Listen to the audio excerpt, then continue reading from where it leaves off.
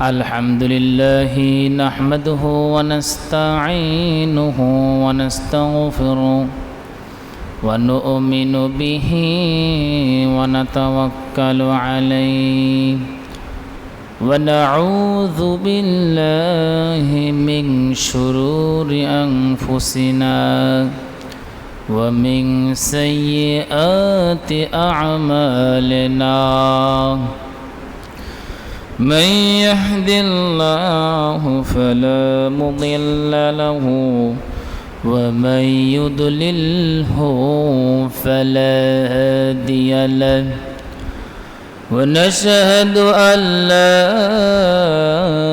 إله إلا الله وحده لا شريك له ولا ضد له ولا ند له ولا مثل له ونشهد أن سيدنا وسندنا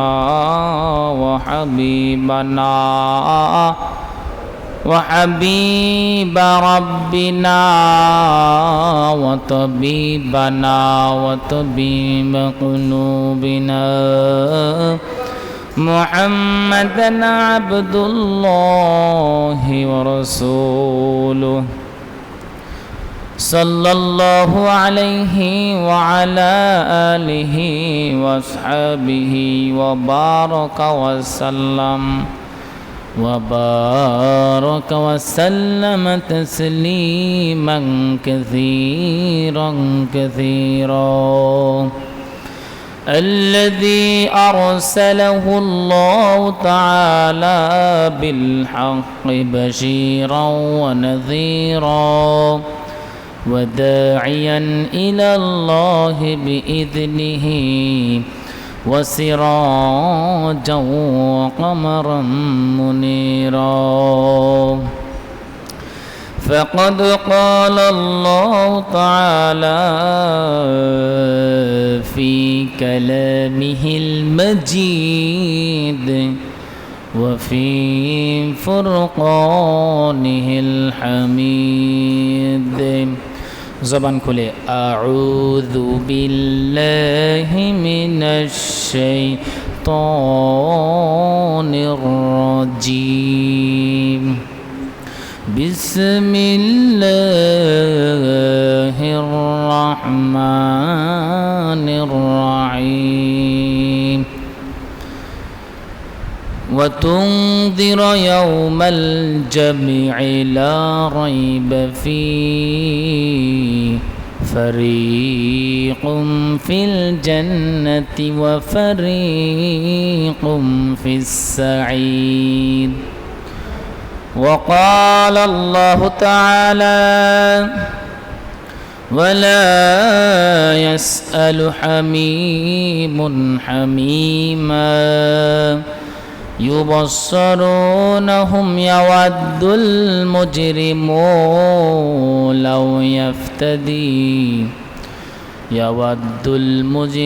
لو يفتدي من عذاب يومئذ ببنيه صدق الله العظيم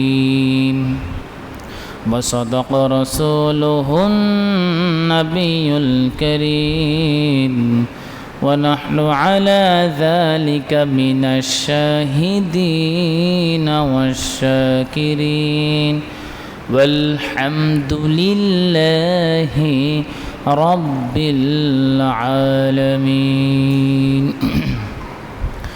إن الله ملائكته يصلون على النبي يا أيها الذين آمنوا صلوا عليه وسلموا تسليما اللهم صل على محمد وعلى آل محمد كما صليت على إبراهيم সবাই وعلى آل إبراهيم إنك حميد مجيد اللهم بارك على محمد وعلى آل محمد كما باركت على إبراهيم وعلى آل إبراهيم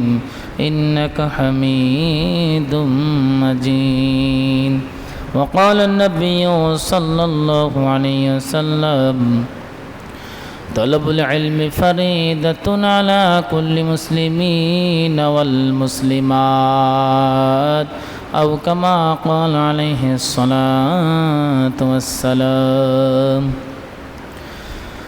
الحمد لله ثم الحمد لله আল্লাহ জাল্লা জালালুহু ওয়া মাহলুদ দরবার অসংখ্য লাখ কোটি শুকর ও সুজুদ জ্ঞাপন করছি যে মহান মালিক আপনাকে আমাকে দুনিয়ার জমিনের উপরে আসমানের নিচে অসংখ্য অগণিত ব্যস্ততা কাজকর্ম থেকে মুক্ত হয়ে মুক্ত মনে আল্লাহ পাকের ঘরে পবিত্র জুমার নামাজ আদায়ের লক্ষ্যে সুস্থতা রেখে যে মহান মালিক আপনাকে আমাকে দয়া করে ihsan করে ভালোবেসে মহাব্বত করে আদর করে স্নেহ করে যে মহান মালিক আপনাকে আমাকে পবিত্র জুমার নামাজ আদায়ের লক্ষ্যে সবার আগে ভাগে মসজিদে এসে করোনা হাদিসে অল্প কিছু কথা হেদায়েতের নিয়তে আমলের নিয়তে বলার তৌফিক এবং কিছু কথা শোনার তৌফিক নসিব করেছেন এই জন্য সেই মহান মালিকের দরবারে প্রত্যেকের হৃদয়ের নিংড়ানো সমস্ত ভালোবাসা মহাব্বত উজাড় করে দিয়ে সকলেই কালিমাতুশ শুকর আদায় করছি শুকরিয়া স্বরূপ পড়ছি আলহামদুলিল্লাহ তারপরে লক্ষ কোটি দুরূদ ও সালাম এই বিশ্ব সভার সভাপতি মানবতার মুক্তির দূত আফতাবে নবুওয়াত শাহিন শাহ রিসালাত নূরে মুজাসসান হুজুর আকরাম নূরুন আলা নূর সৈয়দুল কাওলাইন ইস-সাকলাইন ইমামুল মুরসালিন শাফিউল মুজনামিন আকে কাউসার আকে নামদার তাজদার মদিনা সরকার দু আলুন নবী আহমদ মুস্তফা মোহাম্মদ মুস্তফা আমার আপনার প্রাণের স্পন্দন নবী রহমাতুল আলামিন শাফিউল মুজনামিন জনাবে রাসূল মকবুল হযরত মুহাম্মদ মুস্তফা বলেন সবাই সাল্লাল্লাহু আলাইহি ওয়াসাল্লাম। তো মুহতারাম হাজিরিন, আমি গোটা কোরআনে কারীমের থেকে 29 পারার 9 নম্বর পৃষ্ঠা থেকে আমি যে কোরআনে কারীম আয়াত তেলাওয়াত করেছি, উক্ত তেলাওয়াতকৃত আয়াতকে সামনে রেখে কিছু কথা বলার ইরাদা পোষণ করছি হেদায়েতের নিয়তে আমলের নিয়তে। আমা তৌফিক ইল্লা বিল্লাহ। মুহতারাম হাজিরিন,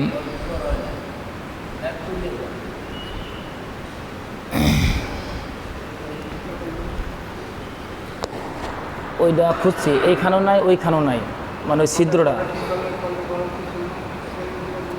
নাই নাই, এই দোকানও নাই, আশপাশের দোকানে খুঁজছি নাই, কালকে নিয়ে যেতে হবে ওই যে ছিদ্রটা।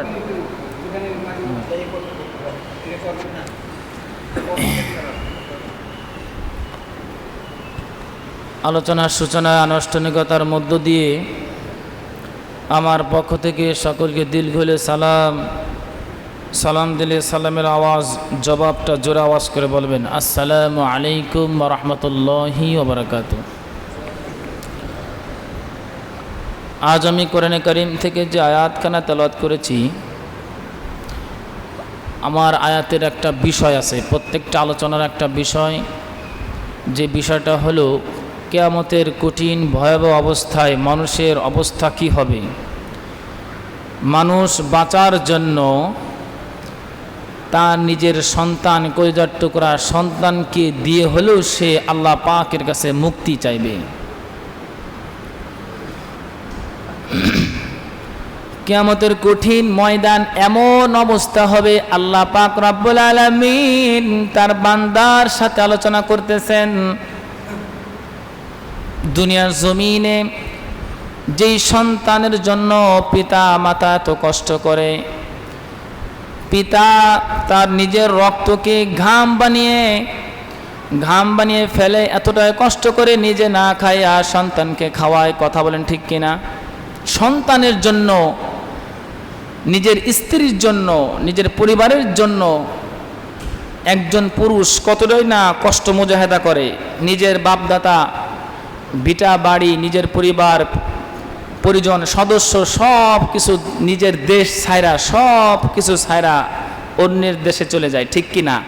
সেখানে যায়া হালাল রুজি উপার্জন করার জন্য কত মেহনত, কত কষ্ট করে, একমাত্র পরিবারের জন্য। আওয়াজ করে বলেন কাদের জন্য?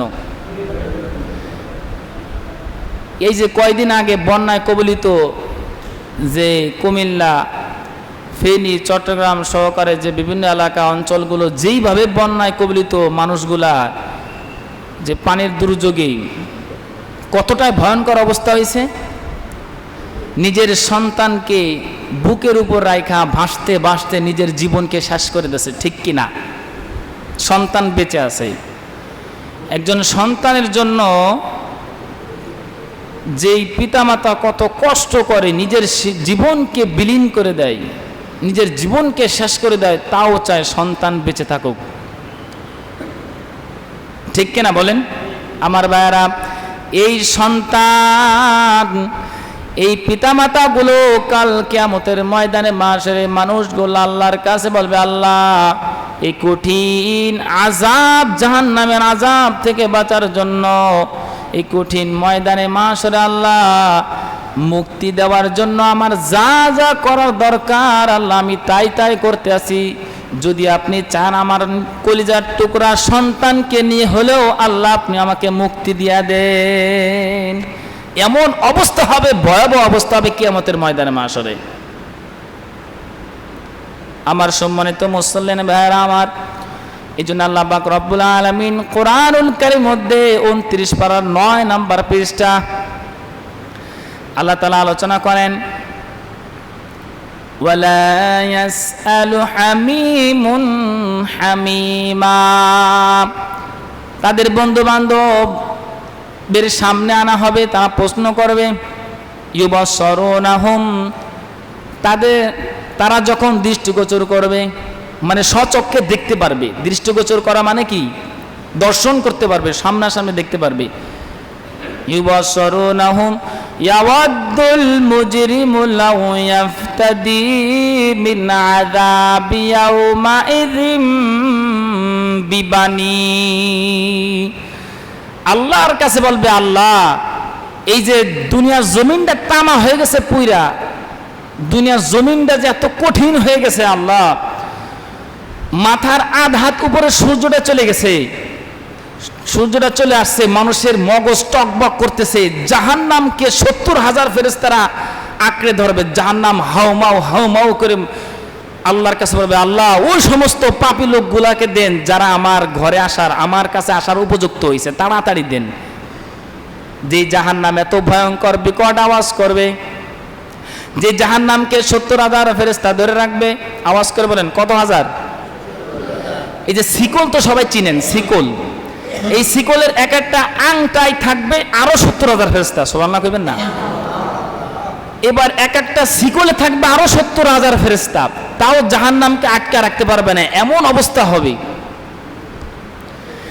এই ভয়ঙ্কর অবস্থা যখন সামনাসামনি মানুষ দৃষ্টিগোচর করবে, ইউবাসসিরুনাহুম, এরপরে দেখবে যে এক এক নবীর কাছে যায়ও মানুষ পার পাইতেছে না, মুক্তির দিশারা পাইতেছে না, নাজাতের ফায়সালা হইতেছে না। এক এক নবীর কাছে এক এক নবী এইভাবে করতে করতে শেষ পর্যন্ত আমার আপনার নবী আহমদ মুস্তাফা রাসূল মাকবুল সাল্লাল্লাহু, বলেন সবাই, সাল্লাল্লাহু আলাইহি সাল্লাম আমাদের জন্য সুপারিশ করার সুযোগ পাবে। মুহতারাম হাজিরিন, একজন মানুষ যখন এরকম অবস্থা, ভয়ঙ্কর কঠিন অবস্থা দেখবে, তখন বান্দার মুখ থেকে কি কি আলোচনা হবে, বান্দা কি কি করতে চাইবে আল্লাহর কাছে, আল্লাহ সেইগুলো কোরআনের মধ্যে আলোচনা করেছেন। বান্দা কঠিন কিয়ামতের ময়দানে মাশরে এমন অবস্থা তোমার হবে, যদিও তুমি দুনিয়াতে তোমার সন্তানকে বেঁচে রাখার জন্য, বাইসে থাকার জন্য, জীবিত রাখার জন্য তুমি তোমার সন্তানের জন্য নিজের জীবনটাকে বিলিয়ে দিয়েছো, নিজের জীবনকে শেষ করে দিয়েছো, তারপরে তোমার সন্তানকে বাইচা রাখছো, জীবিত রাখছো, তারপরও এই সন্তানকে তুমি আমার কাছে কিয়ামতের ময়দানে মাশরে দিয়ে নাজাতের জন্য মুক্তি চাইবে। আল্লাহ এই কঠিন জাহান্নাম থেকে আমাকে বাঁচার জন্য আমার কি কি করার দরকার সেইগুলো আল্লাহ বলেন। যদি আপনি চান আমার কলিজার টুকরা সন্তান, আমার পরিবারের কোনো সদস্য সন্তানকে যদি দিয়ে হয়, তাও আপনি আমাকে নাজাত দিয়ে দেন আল্লাহ, তাও আপনি আমাকে মুক্তি দেন আল্লাহ। কি করতে হবে আল্লাহ বলেন তো? আল্লাহ সেইগুলোই আলোচনা করতেছেন। আওয়াদুল মুজরিমুলাও ইয়াফতাদি মিন আযাব, যখনই মানুষগুলো ইবাসরুনহুম, যখনই মানুষগুলো দেখতে পারবে, দৃষ্টিগোচর হতে পারবে, দৃষ্টিগোচর করতে পারবে, ঠিক তখনই আল্লাহ রাব্বুল আলামিনের কাছে বলবে মিন বানি, আল্লাহর কাছে বলবে আল্লাহ মিন আযাবি ইয়াউমা ইযিম বিবানি, আমার সন্তান, আমার সন্তানকে দিলাম, আল্লাহ আপনি আমাকে মুক্তি দিয়ে দেন। মুহতারাম হাজিরিন, কোরআনে কারীমের আর এক জায়গায় আল্লাহ তাআলা বলতেছেন তোমরা মানুষকে ভয় দেখাও, ওই দিন সম্পর্কে তোমরা মানুষকে ভয় দেখাও, যেটা আমি আপনাদের সামনে কোরআনে কারীমের আয়াত পাঠ করেছি। আল্লাহ পাক রব্বুল আলামিন বলতেছেন কোরআনে কারীমের মধ্যে স্পষ্ট ভাষায় বলতেছেন তোমরা ওই দিনকে ভয় করো, মানুষদেরকে ভয় দেখাও। ওয়াতুনজিরুনাহুম ওয়াতুনজিরু ইয়াউমাল জামিই ওয়াতুনজিরুনাহুম ইয়াউমাল জামিই লা রাইবা ফি, ওয়াতুনজিরু তোমরা ভয় দেখাও কাদেরকে? মানুষদেরকে। ওই দিন সম্পর্কে মানুষদেরকে ভয় দেখাও যেই দিন সম্পর্কে লা রাইবা ফি, কোনো সন্দেহ নাই। আচ্ছা বলেন তো ওই দিনটার নাম কি? কিয়ামতের দিন। সবাই একটু কষ্ট করে বলেন কোন দিন? কিয়ামতের দিন। এই কিয়ামত দিবসের সম্পর্কে আল্লাহ পাক মানুষদেরকে বলতেছেন তোমরা মানুষদেরকে ওই বিষয়, ওই দিনের সম্পর্কে তোমরা ভয় দেখাও। হ্যাঁ, ওই দিন সম্পর্কে ভয় দেখাও যেই দিনের কোনো সন্দেহ নাই, লা রাইবা ফি। মুহতারাম হাজিরিন, ওই দিন আসার আগে আমার আপনার দুনিয়ার জিন্দেগিতে আমল করার দরকার আছে না নাই? মুহতারাম হাজিরিন, আমার আপনার আমলের সাথেই কিন্তু এই কিয়ামতের ময়দানে মাশরের বিচার হবে। আমার আপনার আমলের সাথে কবরের জিন্দেগির বিচার হবে, আমার আপনার আমলের সাথে ময়দানে মাশরের বিচার হবে, পুলসিরাতের বিচার হবে। কথা বলেন ঠিক কিনা? পুলসিরাতের পুল কিছু মানুষ পার হবে কারেন্টের গতিতে, কিছু মানুষ পার হবে রকেটের গতিতে, কিছু মানুষ পার হবে পুলসিরাতের পুল এ পার থেকে ও পারে যাবে হামাগুড়ি দিয়ে, হামাগুড়ি। আবার কিছু মানুষদেরকে দেখা যাবে এই পুলসিরাতের পুল পার হওয়ার সময় খুব কষ্ট করে ওই ধারালো ছুরির উপর 30,000 বছরের রাস্তা, এরপরে পুলসিরাতের পুল যেই চুলের থেকেও চিকুন, ধারালো থেকেও ধারালো, এত কঠিন ধারালো যে হামাগুড়ি দিতে দিতে অর্ধেকে যায় কাটটা কুইটটা নিচেই পড়ে যাবে, সিরা সুরা কাটটা একবারে নিচে পড়ে যাবে, ও আর পার হতে পারবে না। আবার কিছু লোক আছে পুলসিরাতের পুলে পাড়া দেওয়ার সাথে সাথেই কোথায় চলে যাবে? বলেন বলেন কোথায়? নিচে চলে যাবে। তো মোহতারাম হাজিরিন, আপনাদের সামনে কথা বলার উদ্দেশ্য এটাই, আমার আপনার জবানের আমলের সাথেই আমার আপনার মৃত্যুর পরের জিন্দেগির হিসাব আছে না নাই? কথা বলেন আছে না নাই? আমার আপনার রুকু সাজদার সাথে কবরের সাথে বিশাল বড় সম্পর্ক। আমার আপনার জবানের কপালের টাচের কারণে, কপালের স্পর্শতার কারণে কবর, হাসর, মিজান, পুলসিরাত, ডান হাতে আমলনামা, বাম হাতে আমলনামা, নিজের আমলনামাকে ওজন করার সাথে সম্পর্ক আছে না নাই? কথা বলেন আছে না নাই? একটা মোবাইল, এই মোবাইলটার ভিতর যদি আপনার ইন্টারনেটের সাথে কানেক্ট থাকে, যদি মোবাইলটার দাম 4,000, 5,000, 10,000, ধরেন 4,000, ওই মোবাইলটা আপনি যেইটাই টাচ করবেন, যেই কথাটাই আওয়াজ করবেন বা আপনি লিখবেন আঙ্গুলের টাচ দ্বারা, সেটাই কিন্তু আপনাকে শো করবে, ঠিক কিনা? আপনি চাইছেন মিজানুর রহমান আজহারী সাহেবের বয়ান, আপনি চাইছেন কণ্ঠ শিল্পী আরফিন রুমির গান, আপনি যেইটাই চাইবেন সেইটাই আপনাকে শো করতে বাধ্য হবে যদি ইন্টারনেটের সাথে কানেক্ট থাকে, ঠিক কিনা? মুহতারাম হাজিরিন, এই একটা আঙ্গুলের টাচের কারণে যদি আপনার এক দেশের খবর আর এক দেশে আসতে পারে, একটা মন চাহি একটা জিনিস যদি আপনি দেখতে পারেন, শুনতে পারেন, ঠিক আমার আপনার আঙ্গুল, জবান, মাথার এই টাচ, কপালের এই স্পর্শতা, জমিনের কারণেও আল্লাহ তাআলা মৃত্যুর পরে জিন্দেগিগুলোকে আল্লাহ তাআলা সাজাবেন। কোন সুবহানাল্লাহ ওয়া বিহামদিহি। তাহলে জবানের সাথে সব ছেড়ে দেন। এই যে এই পাশে ফ্যানগুলো, ছাত্ররা নাই, কাকা একটু ছেড়ে দেন। জবানের সাথে এই জন্য মুহতারাম হাজিরিন, প্রত্যেকটা অঙ্গে প্রত্যঙ্গে আল্লাহ পাক সাক্ষী স্বরূপ কিয়ামতের ময়দানে মাশারে কিন্তু নিবেন। এই জন্য মুহতারাম হাজিরিন, যে যে অবস্থায় থাকি না কেন, এই যে গতকাল চলে গেল আল্লাহর এক বান্দি, সেকেন্ড মরহুম যিনি চলে গেছেন, মরহুম সেকেন্ড সর্দারের ছোট ছেলে কামাল সর্দারের স্ত্রী চলে গেল না? বলেন, একজন নারী, আল্লাহ এক বান্দি চলে গেল। কার কখন ডাক আসে বলা যায় না। মুহতারাম হাজিরিন, এখনো সময় আছে, নিজেকে পরিবর্তন করেন। ফজরের আজান হয়ে গেছে। আমি মাঝে মধ্যে ফজরের সময় ডাক দিয়ে বলি, আল্লাহ পাকের কাছে দুনিয়া জমিনের উপরে আসমানের নিচে সব চাইতে পছন্দনীয় আমল হলো ফজরের 2 রাকাত সালাত। আওয়াজ করে বলেন, কয় রাকাত? ফজরের নামাজ আল্লাহ পাকের কাছে সব চাইতে পছন্দনীয়। আল্লাহ পাক যাকে ভালোবাসেন তার চোখ দুটো খুলে দেন। আল্লাহ পাক যাকে ভালোবাসেন, মহাব্বত করেন, তাকেই কেবলমাত্র মসজিদে আসার সুযোগ দান করেন, ঠিক কিনা? ওয়ামা তাশাউনা ইল্লা আইয়াশা আল্লাহু রাব্বুল আলামিন। আল্লাহ যাকে চান তাকেই একমাত্র নেক আমল করার সুযোগ দেন, সেটাই হয়, অন্য কোনো ভাবে সম্ভব নয়। দেখবেন কিছু লোক আছে, শুনতেছেন সবাই, কিছু লোক আছে দেখবেন ইচ্ছা করে, খুব নিয়ত করে ফজর নামাজটা পড়ব, কিন্তু ও আর উঠতে পারে না, এর আর ওঠার সুযোগ নাই। যদি কোন হুজুর ঠিক পাইনি ঘুমের কারণে, আচ্ছা আপনি বলেন, বর্তমান যুগটাই একটা ডিজিটাল যুগ না? আপনি 30 বছর আগের হিসাব করেন আর বর্তমান যুগের হিসাব করেন, অনেকটাই পার্থক্য। এখন মোবাইলের যুগ হয়ে গেছে, একটা অ্যালার্ম ঘড়ির যুগ হয়ে গেছে। একটা অ্যালার্ম ঘড়ি কিনে নিলেন, মোবাইলে আপনি অ্যালার্ম দিয়ে দিলেন, কয়েকটা আঙ্গুলের টাচের কারণে আপনার ঠিক ওই টাইমটায় আপনার অ্যালার্ম হওয়ার সাথে সাথে আপনি আওয়াজ পাওয়ার সাথে সাথে উঠে যাবেন। ফজরের সময় ওঠা কি সহজ না কঠিন? বলেন বলেন, সহজ না কঠিন? এইগুলো 1 নম্বর প্রশ্নের উত্তর। 2 নম্বর যদি কোন হুজুর আমার কেউ ডাক দেয় নাই, আপনার ডাক দেওয়া লাগবে কেন? আপনার নিজেরটা নিজের খেয়াল রাখেন না? খাওয়ার সময় তো নিজের ঠিকই খানার সামনে চলে দেন, নিজের জরুরতকে তো ঠিকই মিটান, আমি তো প্রায় সময় বলি। তাহলে নামাজের ক্ষেত্রে এত অজুহাত কেন সেটা বলেন। আপনি তো 2 পায়ে আসতে রাজি না, কিন্তু আপনি 2 পায়ে আসতে রাজি না, অটোমেটিক 4 পায়ে আপনার জন্য সব সময় খাড়া আছে।